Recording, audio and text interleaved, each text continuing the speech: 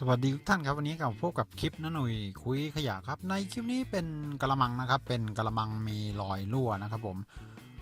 รอยนี้น่าจะเป็นรอยหัวตะปูนะครับอยู่ตรงกลางเลยนะครับเป็นรูโบครับทีนี้จะนำตัวเนี้ยกลับมาใช้งานกันอีกครั้งครับโดยการซ่อมแซมนะครับผมเป็นกระมังยังค่อนข้างดีอยู่นะครับทีนี้จะมาอุดนะครับผมคือวิธีอุดมันก็มีหลายวิธีทีนี้ผมจะใช้ตัวกาวร้อนนะครับผสมกับผงซักฟอกนะครับถ้าใครมีฝุ่นไม้ก็ใช้ฝุ่นไม้นะครับความละเอียดนะครับผมจะใช้ตัวผงซักฟอกวัสดุ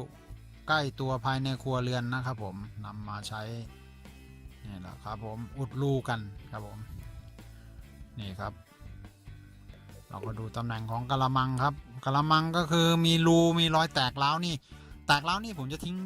ลิงก์ไว้อีกคลิปหนึ่งนะครับผมที่กระมังใบใหญ่ๆแล้วก็ซ่อมด้วย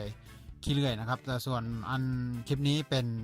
ซ่อมด้วยผงซักฟอกนะครับเอาสกอตเทปใสนะครับปิดรูนะครับผมเพื่อจะหยอดผงซักฟอกอีกด้านหนึ่งนะครับผมนี่ครับปิดรูไว้ด้านหนึ่ง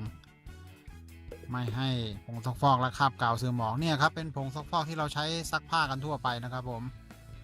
คือเกลี่ยให้เต็มรูนะครับผมให้ปูดขึ้นมานิดนึงนะครับผมเกลี่ยให้แน่นและหยอดด้วยกาวร้อนเราเนี่ยครับผมกาวร้อนแห้งเร็วครับผมเนี่ยครับหยอดซึมเป็นเม็ดลงไปเลยนะครับมีแผลยังไงก็หยอดตามนั้นไปเนี่ยครับรอให้แห้งนิดนึงครับผมเนี่ยครับแล้วก็ดึงเทปใสออกนะครับผมเทปใสที่เราปิดไว้